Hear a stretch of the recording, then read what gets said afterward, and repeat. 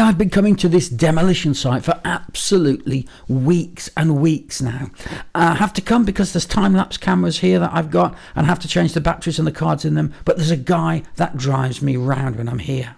And it would make an absolutely fantastic portrait to get him here in amongst all this twisted metal and stuff. I just think he's got a great characterful face for a portrait. Thing is, this is my last visit. I'm getting the time-lapse cameras for the very last time, so fortune favours the brave, they say. Today I'm going to see if I can persuade him to have his picture taken. Let's do it.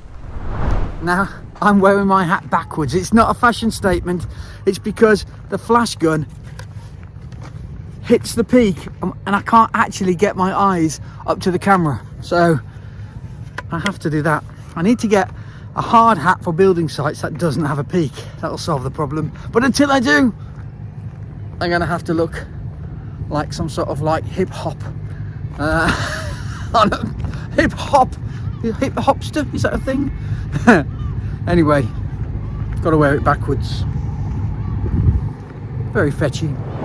Now, for security reasons, I've made sure all three cameras are up really high, and the first one is hidden in this tree somewhere here. Problem is, I've camouflaged it so well I can't find it my blooming self.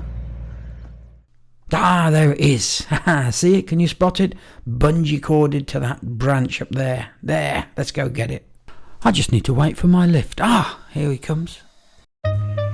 Ah, here comes the limo.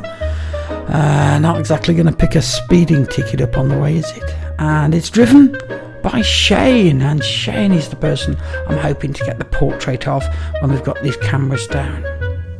Right, so I've got the first one down from the tree, and now we've got a bumpy ride down to the other side of the demolition site to get camera number 2.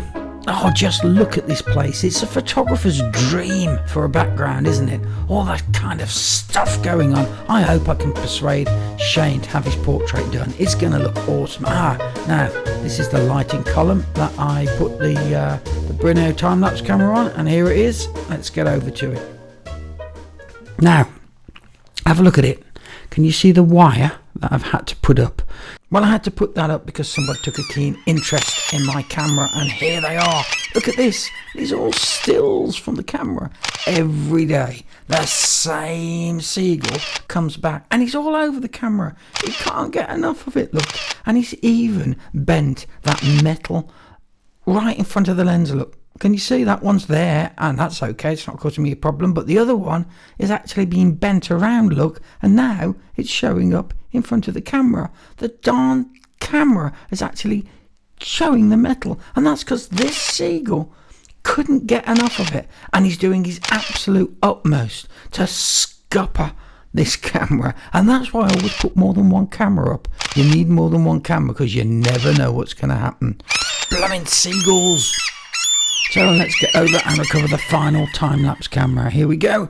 Here it is, stuck on the top of another lighting unit.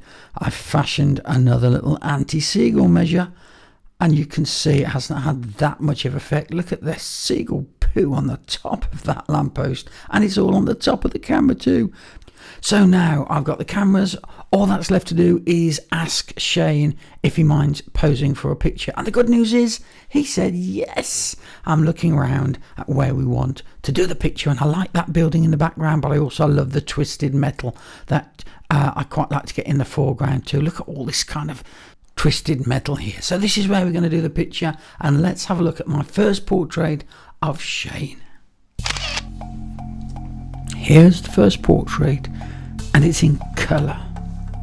I never meant this picture to be colour, but it's a very dusty, dirty business demolishing things, and the dust was everywhere, and I wanted to use that dusty, sandy colour which seemed to get into everything as the basis for this picture.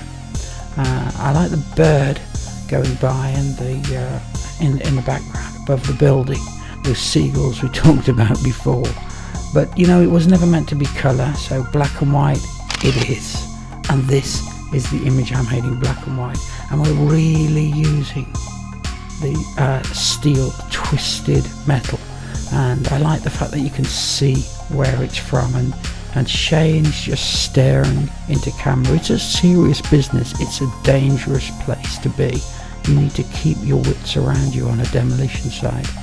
And I've recropped some of the sky out because it wasn't so important in the black and white picture. The sandy colour was not necessary, but I still feel that there was a little bit too much background on this. Really, I want to see Shane more, and so I changed perspective with lenses and went for this. And I asked him to look away. I think looking into camera was just a little bit too much for me on the first one, and I much prefer this. I like this picture. This picture speaks a lot more about the world that Shane works in, the world he inhabits day to day in the week. And you know, he's looking at something intently, he's making a decision. I like this portrait. And that's the story of how I came to take that portrait on the demolition site of the demolition man, Shane. I was only there to do time lapse, but it was the portrait that I really enjoyed from that job. And I have to say, it's a reminder that when you see people that really inspire you, and you think, yeah, that person's got a really good look, I really like to take a portrait of that person, don't let it go. Be brave, go in, ask people. You'll be surprised how many times they do say yes. Now, there was one thing about that portrait that I use, I hesitate to use the word technique, but it's something that photographers forget quite often, and it's something that makes or breaks pictures, and I used it to my advantage on that portrait. If you want to know what that is, it's an absolute game changer to up your portrait photography. If you want to know, then click on this link here.